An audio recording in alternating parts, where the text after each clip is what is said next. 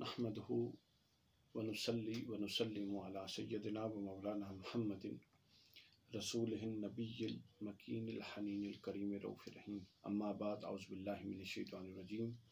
बिस्मिल्लाहिर रहमानिर रहीम। अल्लाह रब्बुल इज़्ज़त के फ़ज़ल और एहसान से आज हम रमज़ानुल मुबारक के इस मुबारक माह में और इन मुबारक सातों में खुलासे मज़ामीन कुरान के उन्वान से दुरूस का आगाज़ करने लगे हैं, जो इंशाअल्लाह अल्लाह की तौफ़ीक से और अल्लाह रब्बुल इज़्ज़त की इनायत से हर रोज़ एक पारे का उसके मज़ामीन का खुलासा, यानी ये एक ऐसा मुख्तसर जायज़ा होगा जो उसकी वजह और उसका मकसद सिर्फ़ ये है कि हमारे यहाँ चूँकि कुरान मजीद के साथ तमस्सुक नहीं, कुरान को पढ़ने का रिवाज नहीं, तो इस जायज़े से कि जितने मज़ामीन एक पारे में आए हैं उनका एक तायराना जायज़ा नहायत मुख्तसर वक्त में हमारी कोशिश होगी कि 10-12 मिनट से ऊपर ना जाए एक पारे का मज़ामीन का खुलासा। उसका मकसद सिर्फ़ ये होगा कि आप लोग बराह रास्त ये समझ जाएँ कि फ़लाँ मौज़ूआत तो कुरान में है और उन मौज़ूआत से रहनुमाई बराह रास्त कुरान से लेना शुरू करें, कहीं और लेने की बजाय। यूँ कुरान मजीद खोलने का भी ज़ौक़ होगा, पढ़ने का भी ज़ौक़ होगा, समझने का भी ज़ौक़ होगा। तो आज हम खुलासा मज़ामीन कुरान के तहत पहले पारे का उसके मज़ामीन का खुलासा बयान करेंगे। पहले पारे में इसका आगाज़ होता है उम्मुल किताब से, सूरह अल-फातिहा से। सूरह अल-फातिहा जो है फातिहा से बना है, फातिहा जिसका मतलब होता है खोलना, आगाज़ करना, और इसी से हम कुरान को खोल के कुरान में दाखिल हो रहे हैं, इसलिए इसको सूरह अल-फातिहा कहते हैं। इसके बहुत सारे नाम हैं, हज़रत शेखुल इस्लाम ने इसके 20 से ज़्यादा नाम बयान किए, जिसमें उम्मुल किताब है, उम्मुल कुरान है, सूरह अन-नूर है, सूरह अश-शिफ़ा है और बहुत सारे नाम हैं। कुरान मजीद देखिए, बुनियादी तौर पर इस सूरत को कुरान मजीद का दिबाचा और उसका प्रियम्पल और उसके मज़ामीन का खुलासा, पूरे कुरान के मज़ामीन का खुलासा और असास सूरह अल-फातिहा को करार दिया गया है। कुरान मजीद में कुल 6 मज़ामीन बयान होते हैं।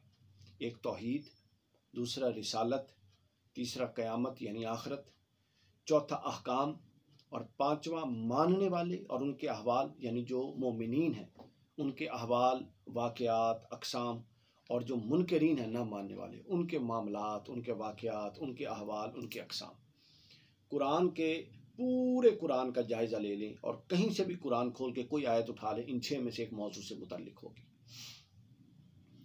तो ये मौजू फिर याद रख लीजिए, तौहीद, दूसरा रिसालत, तीसरा आखिरत, चौथा अहकाम, पाँचवा मोमिनीन यानी जो मानने वाले हैं उनसे मुताल्लिक़ अहवाल और अक़साम और मामलात और अंजाम, और जो मुनकरीन हैं ना मानने वाले हैं उनके मामलात, अक़साम और उनके साथ सारा मामला। और अल्लाह की शान देखिए कि सूरह फातिहा अपने इख्तिसार के बावजूद इन 6 के 6 मौज़ूआत का अहाता कर दिया, इसीलिए इसको कुरान मजीद का खुलासा कहा गया। मसलन सूरह फातिहा शुरू होती है औज़ु बिल्लाहि मिनश शैतानिर रजीम, अल्हम्दुलिल्लाहि रब्बिल आलमीन अर्रहमानिर रहीम।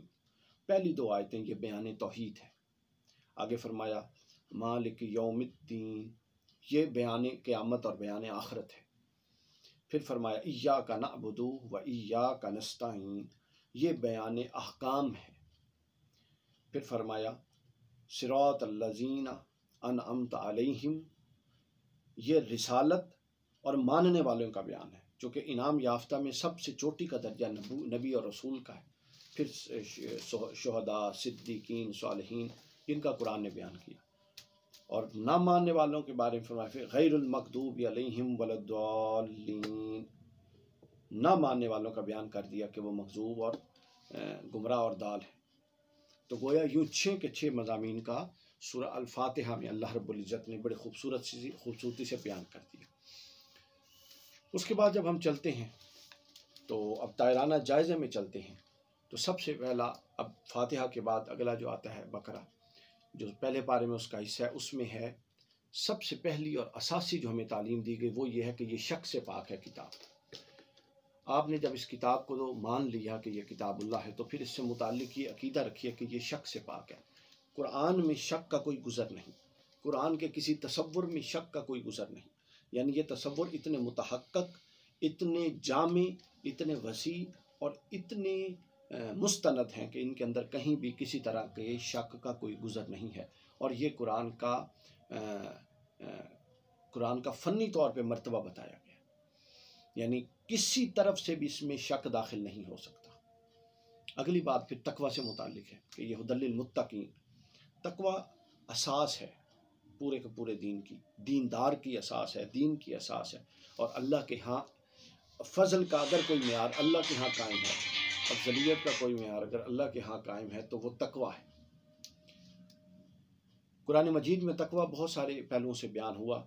सूरह अत-तलाक में तकवा को 4 हिस्सों से कुरान मजीद में बयान किया गया। सूरह अत-तलाक में तकवा के 4 पहलू बहुत शानदार तरीके से आए सूरह अत-तलाक में, जिनका मैं इख्तिसार के साथ आपके सामने बयान कर देता हूँ।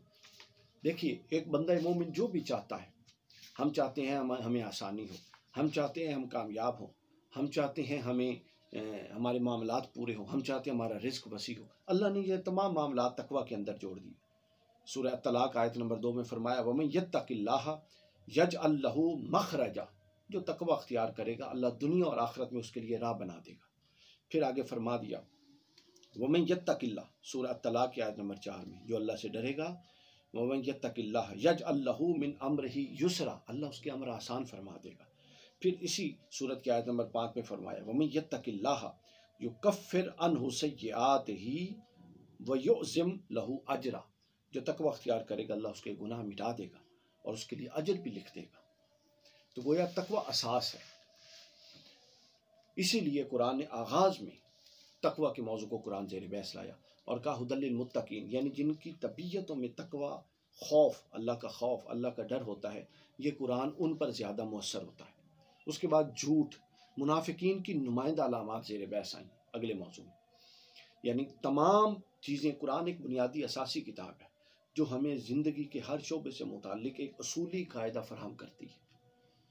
कुरान ने जब मुनाफिकीन का बयान पहले पारे में बयान किया तो उनके जो नुमाइंदा खवास थे उनका बयान कर दिया, ताकि इन खवास से कभी भी किसी भी सदी में किसी भी ज़माने में पहचान लिया जाए कि मुनाफिक कौन है।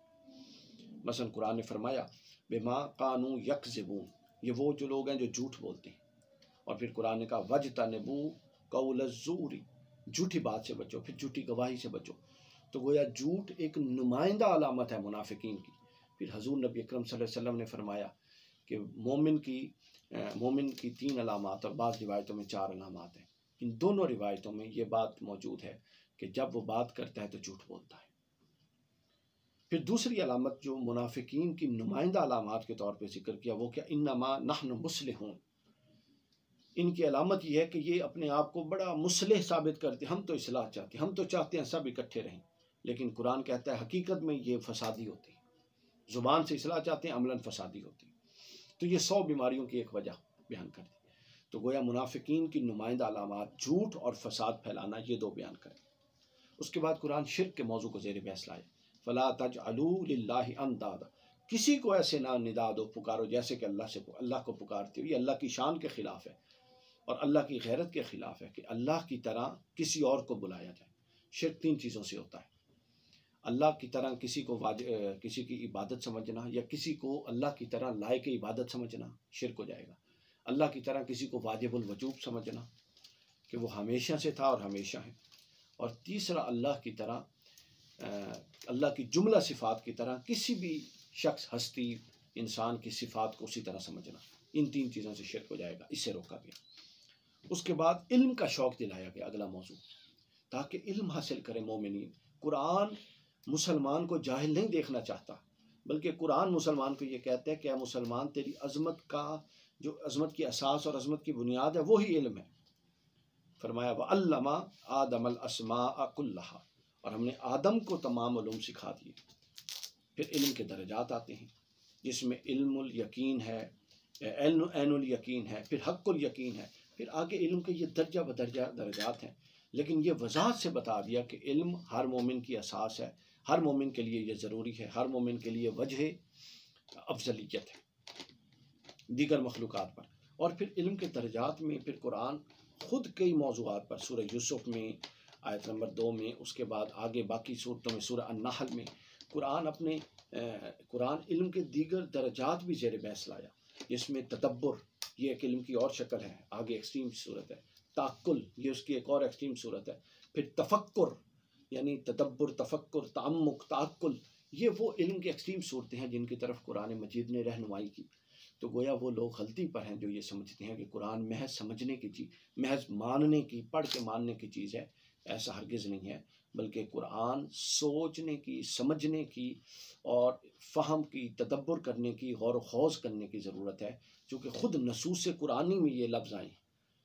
तो ये इस बात की दलील है कि अल्लाह कुरान के राज उन्हीं पर मुनकशिफ करता है जो इसमें इल्म हासिल करें, इसमें गौर करें, इसमें अक्ल का इस्तेमाल करें और इसमें तदब्बर का इस्तेमाल करें। और जो अक्ल का इस्तेमाल नहीं करते उनको कुरान जानवर और जानवरों से बदतर कहता है। तो इतना शदीद हुक्म था इल्म का। उसके बाद अगली बात आई, अल्लाह से मदद मांगो। और मदद कैसे मांगो? वस्तईनु बिस्सब्रि वस्सला, नमाज और सब्र के साथ अल्लाह की तरफ रजू करो। नमाज क्या है? अमले सालेह है। सब्र क्या है? अमले सालेह है।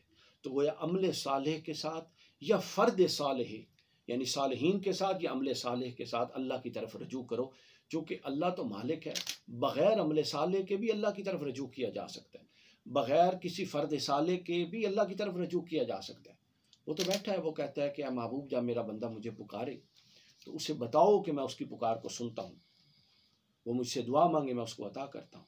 लेकिन जब वो खुद कह देता है कि मैं वैसे भी सुनता हूँ, और अगर कोई नेक अमाल का वसीला लेकर आता है, नमाज का, सब्र का, जिस तरह से बुखारी में है कि गार में 3 लोग फंस गए, एक ने माँ बाप की खिदमत का वसीला दिया, एक ने अपना गुनाह कबीरा तर्क करने का वसीला दिया, एक ने अपने एक और नेक अमल का वसीला दिया, अमानतदारी का वसीला दिया, तो अल्लाह ने उनकी मुश्किल टाल दी और उसको कबूल फरमाया। और ये सही बुखारी में।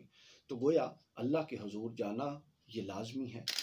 अगर किसी के ज़ौक़ में बराह रास्त ताल्लुक़ बनाना आए तो बहुत अच्छी बात है। अगर किसी के ज़ौक़ में आमाल सालिह के साथ अल्लाह के हुजूर पेश होने में इत्मीनान हो तो बहुत अच्छी बात है।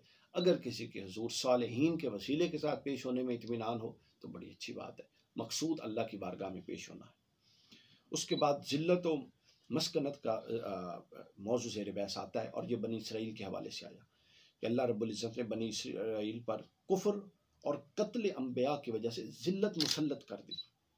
वज़ुरिबत अलैहिमुस ज़िल्लतु वल मस्कनतु। क्यों? नेमतों पर नाशुक्री। अल्लाह जब किसी को नेमतें से नवाजता है तो फिर उनसे कुछ तकाजे करता है। अगर नेमतों पर नाशुक्री का रवैया अख्तियार किया जाए तो वो नेमतें छीन भी लेता है और उसके बाद ज़िल्लत भी मुसल्लत करता है और अज़ाब भी मुब्तला कर सकता है। उसके बाद अगली बात आ गई कुरान मजीद में, कूलू लिन्नासी हुस्ना। क्या खूबसूरत बात। लोगों से अच्छे तरीके से बात करो। हमारे मुआशरे में इसकी बहुत कमी है, हम अच्छे तरीके से बात नहीं करते। थोड़ा सा हमने किसी से इख्तलाफ हो जाए हम लान तान करते हैं, हम गाली गलोच करते हैं, हम ख़ानदान तक पहुँच जाते हैं, हम गालियाँ देते हैं। ये सब अलामात मुनाफिकीन है। मोमिन की शान ये है कि अच्छे तरीके से बात करे, और अगर कोई बुरे तरीके से कर रहा है तो कालू सलामा, गुजर जाए। मोमिन को इजाज़त नहीं है कि वो बुरे तरीके से बात करेगा। तो गोया गुफ्तगू का अदब बताया। तो कुरान मजीद में गुफ्तगू के बुनियादी तौर पे यहाँ एक अदब का जिक्र है, लेकिन 5 आदाब आए। एक जगह कहा गया कौलन करीमा, अच्छी नरम बात करो। एक जगह कहा गया कौलन बलीगा, जामे बात करो ताकि अगले को समझ आ जाए। एक दफ़ा कहा गया कौलन मारूफा, अच्छी बात करो, बुराई वाली बात न करो। यहाँ कहा गया कौलन हुस्ना, अच्छे तरीके से उम्दा बात करो। तो गोया मुख्तलिफ अंदाज में हमें यह बताया गया। और एक में कहा गया कौलन सदीदा, सीधी बात करो। तो ये बात करने के आदाब ज़ेर बहस आए। फिर कुरान मजीद में अल्लाह यकीन पर अल्लाह रब्बुल इज़्ज़त ने आगे यकीन का मौजू लाए, और वो ये है कि अल्लाह के इज़्न के बगैर कोई चीज़ ना नफ़ा दे सकती है ना नुकसान दे सकती है। इस बात पर यकीन कि कोई अल्लाह के इज़्न के बगैर नफ़ा नुकसान नहीं दे सकता। बस इखलास रखिए, मेहनत कीजिए और पॉजिटिव रहिए, और अपने काम में लगे रहिए इस यकीन के साथ कि अगर कोई नफ़ा आ रहा है तो अल्लाह की तरफ से, कोई नुकसान आ रहा है तो अल्लाह की तरफ से। अल्लाह ने अपने अलावा किसी को ये अख्तियार ही नहीं दिया कि वो नफ़ा और नुकसान अता फरमाए। उसके बाद अगला मौजू आता है मुआफ़ करना। फ़ाफ़ू वस्फ़हू हत्ता याती अल्लाहु बिअम्रिही। ये हसद, बुग़्ज़ और इनाद के जवाब में एक अल्टरनेट रवैया मोमिनों को दिया गया कि मुआफ़ करो, दरगुजर करो और अफ़्व दरगुजर से काम लो, जाने दो मामला, यानी उलझो मत। ये आला तरीन वस्फ़ है, आला लोगों का वस्फ़ होता है। ये बड़े अजीम अमूर में से है। इस पर अमल करना मुश्किल है, लेकिन कुरान इसको आला अमूर में से कहता है, और कहता है कि जब कोई तुम्हारे साथ सख्ती से पेश आए तो उसको माफ़ करो, दरगुजर करो। कोई तुम्हारा हक मार ले तो उससे दरगुजर करो। गोया कि कुरान दरगुजर, हसद, बुग़्ज़, जिसका हम लोग आमतौर पर शिकार होते हैं, उस पर मुंतकिम, इंतकाम लेने वाला होने का हमें दर्श नहीं देता, बल्कि अफ़्व दरगुजर के साथ गुजर जाने का दर्श देता है। उसके बाद कुरान मजीद एक अगली चीज़ जो ज़ेर बहस लाया वो दर्जे एहसान पर अमल करना है, यानी अमल साले में दर्जे एहसान पर जाना, कि अगर नेक अमल करो तो आला दर्जे का करो। ऐसा नहीं है कि दूध भी हो और उसके अंदर गंद भी डाल दो। नेक मन अस्लमा वजहहु लिल्लाहि व हुवा मुहसिन, एहसान के दर्जे में अमल साले करो। एहसान का दर्जा क्या होता है? वैसे एहसान ये होता है कि जिसका जितना हक है उसको उससे बढ़ के दे दिया जाए, हक से ज़ायद देना।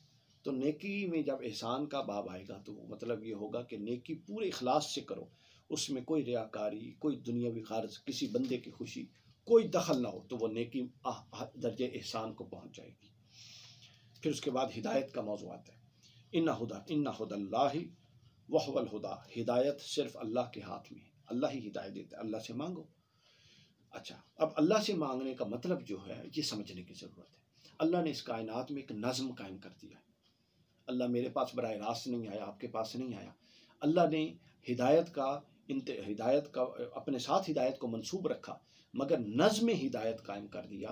अम्बिया भेजे, किताबें भेजी, रसूल भेजे, पैगाम रसा भेजे। उनका इनकार अपना इनकार कहा, अतीउल्लाह व अतीउर रसूल, उनको मानने को अपना मानना कहा, उनकी इताअत को अपनी इताअत कहा। ये अल्लाह का एक नज़्म है, डिसिप्लिन है, जो उसने हिदायत के लिए कायम फरमाया। अब ये जो आयत है कि हिदायत सिर्फ अल्लाह से मांगो, बेशक ऐसे ही है, लेकिन यहाँ पर हमारे यहाँ बाज़ लोग इफ़रात व तफरीत में यूँ चले जाते हैं कि सिर्फ अल्लाह से मांगने का मतलब वो ये लेते हैं कि अम्बिया और सालिहीन के पास नहीं जाना। यह खिलाफ अक्ल, गैर माकूल बात है, जहालत है, परले दर्जे की। बंदा पूछे कि अगर अम्बिया और सालिहीन की नफ़ी जो आप लोग इससे करते हैं अल्लाह के बंदों, फिर अल्लाह का नज़्म हिदायत क्या है? अल्लाह ने मुझे तो तकिए के नीचे किताब नहीं भेजी, मेरे पास तो अल्लाह खुद नहीं आया। तो अल्लाह ने एक डिसिप्लिन और नज़्म जो कायनात में हिदायत का कायम रखा है, सिर्फ उसको फॉलो करो, ये मुराद है सिर्फ अल्लाह से हिदायत मांगने से। और वो मतलब क्या कि हिदायत के लिए दो आपके पास सुतून है, अल्लाह की किताब और अल्लाह का रसूल। इनसे टकराना गुमराही है, इसके अलावा हर चीज़ रद्द और कबूल हो सकती है। उसके बाद अल्लाह रब्बुल इज़्ज़त अगला मौजू लाया जो कुरान मजीद में, वो है यतलूनहु हक़्क़ तिलावत। तिलावत से मतलब जुड़ना, ये इब्तदाई मरला है। जब आप जुड़ेंगे, पढ़ना शुरू करेंगे तो समझने का मसला आएगा ना, फिर समझने का जिक्र आएगा, फिर गौर करने का बाब आएगा, फिर तदब्बुर आएगा, फिर तफक्कुर आएगा। तो तदब्बुर, तफक्कुर, तामुक, ताक़ुल, ये चीज़ें आप चलती रहें और तिलावत से पीछे हटें तो हो नहीं सकता। इसलिए कुरान ने कहा कि तिलावत इस तरह करो जिस तरह की तिलावत का हक है। और जब हम तिलावत का हक बयान करेंगे कि तिलावत का हक क्या है, तो तदब्बुर, तफक्कुर और वो पहली सारी चीज़ें जो हम बयान कर रहे हैं वो तिलावत के हक के तौर पे, क्योंकि कुरान ने खुद कहा कि इसका हक है, इसमें गौर करो, इसका हक है, इसमें अकल से काम लो, इसका हक है, इसके अंदर बयान होने वाली हकीकतों में तफक्कुर करो। ये पूरी बात है। और इकबाल ने भी इसका बयान फरमाया, इसी मौजू पर अल्लामा ने भी बयान फरमाया। उसके बाद इस्लाम में, उसके बाद मौत के हवाले से बयान। अल्लाह फरमाता है कि दुनिया में भी आखिरत में भी अपनी मौत की, आखिरत की फ़िक्र करो। फ़ला तमूतुन्ना इल्ला व अंतुम मुस्लिमून, तुम्हें इस हालत में मौत ना आए कि तुम इस्लाम पर ना हो। इशारा ये कि हम वक्त कुरान के पढ़ने के बुनियादी मकासद में से हो कि आखिरत ठीक हो जाए और ईमान बिल खात्मा, ईमान बिल खैर हो। फिर आगे फरमा दिया नहनु लहू मुस्लिमून, अल्लाह का फर्मा बरदार बनो, अल्लाह के आगे झुके हुए बनो, ज़ाहिर में भी झुको, बातिन में भी झुको। ज़ाहिर में झुकने से मुराद क्या है? ज़ाहिरी गुनाहों से परहेज़। और बातिन में झुकने से मुराद क्या है? बातिनी गुनाहों से परहेज़। झूठ, शिरक, बिदअत और चुगली और हसद, बुखल, ये वो चीज़ें जो नज़र नहीं आती। तो ज़ाहिरी और बातिनी गुनाहों से बचे। उसके बाद आखिरी बात फरमा दी इखलास, कि नहनु लहू मुखलिसून, अल्लाह के लिए अपना ज़ाहिर और बातिन खालिस कर लो और रज़ा इलाही के अलावा कोई और मकसूद ना हो। और आखिरी बात जिस पर यह पारा पहला ख़त्म होता है वो है लहा मा कसबत वलकुम मा कसबतुम, अपने आप पर तवज्जो दो, तुमसे सिर्फ वो पूछा जाना है जो तुमने किया और दूसरों से वो पूछा जाना है जो लोगों ने किया। तो लिहाजा लोगों के ठेके लोगों को दें, खुद अपनी इसलाह का ठेका खुद उठाएं। अल्लाह रब्बुल इज़्ज़त हमारे हाथ पे लुत्फ़ व करम फरमाए और हमें कुरान मजीद की हकीकी मारिफत अता फरमाए।